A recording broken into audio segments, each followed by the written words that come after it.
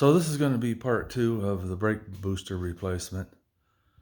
And I forgot about the pin, or the cotter key that holds the pin on the brake pedal. I fought and fought and fought with it. Finally, I took a picture under there and looked at it, and I could see the cotter pin. I was like, what an idiot. Anyway, flip this around. Just to give myself more room, I ended up taking off some more stuff, as you can see. I took off the intake hose, which involves taking off this hose and some wire clips that hold this on. And then I took this plug out, electrical connector out that goes to the brake master cylinder. It clips on the other side. And I just needed more room to get this out of the way and without bending anything or breaking anything. And what else? There's a tube here I took off. I took off that tube. Anyway, once I got that out of the way, it was almost easy, except I forgot I loosened one of the bolts inside and I was having trouble getting it off. So when I tried to take the booster out, it wasn't wanting to budge. So I got in there and looked and said, duh, take off all the bolts, Jim. And once I took the cotter pin out, let me grab my flashlight here. My dog. This is a really skittish dog. I call her Nervous Nellie. She, if you drop something, she'll take off running and then come back to investigate it. Anyway, she's a good guard dog, because if anybody parks out front, slams their door, she hears it and starts barking, so you know somebody's here. But this is the pin.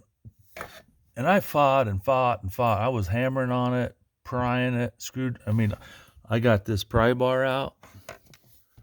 I got this pair of pliers out. I got the trim remover tool out. I got this big screwdriver out that's slanted on the end. I got this screwdriver, this pair of pliers, all that, because I forgot there's a cotter pin on there. Once I got that off of there, it was easy peasy. So make sure you take the cotter pin off. There's also a spring that clips on right here. It's up inside the dash there. Don't forget to put that back on. Don't forget to take it off. And the one video I watched that was really good, he got under here and filmed all this stuff, but he stuck to hold the brake pedal in place, because you can see it goes right down to the floor because of the weight of it. He stuck a partially inflated volleyball under there to hold it. I'm thinking I can use a pair of pliers or a screwdriver, something. You just want to hold it in place while that'll probably work. There, I got a pair of pliers. Anyway, you just gotta have something to hold it out while you're connecting everything, I guess. Anyway, guys, it's not a bad job. The worst part is the angle you have to get at. If this had a bent seat, you could just lay on the floor there and you wouldn't have the gear shift and the center console in your way. It'd be easy, like on a Buick LeSabre or something like that. But on this case, you got to get at it from this side, twist your body, and that's the stuff that hurts my back. I'll be paying for that later. Well, sometime today, my brake booster is going to be here. We'll get that installed and hope I can remember where all these tubes and clips and stuff like this, wire brackets. Hope I can remember where all that goes and get it put back together right. And then I'll have a car that actually stops like it's supposed to. In case you don't know it, I guess I found out from watching videos, this is your cruise control modulator. And it's got a cable that goes up there to the throttle. So when you set it, it just holds it wherever you have it set at, I guess. Anyway, the cruise control on this works. Almost looks like somebody's replaced the wiper arms. They're awfully shiny. Unless it's just made that way, but the wiper blades are good. They might have replaced the arms and all.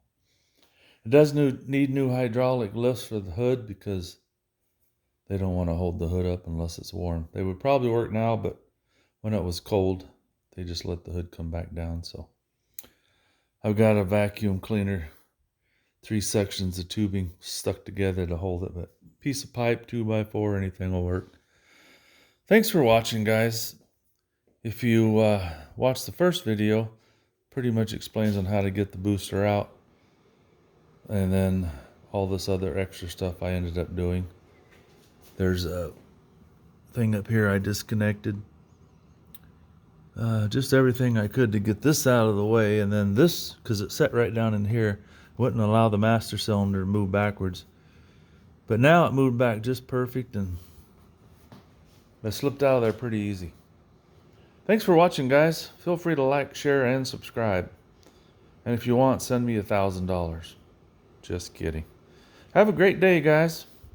Enjoy your projects.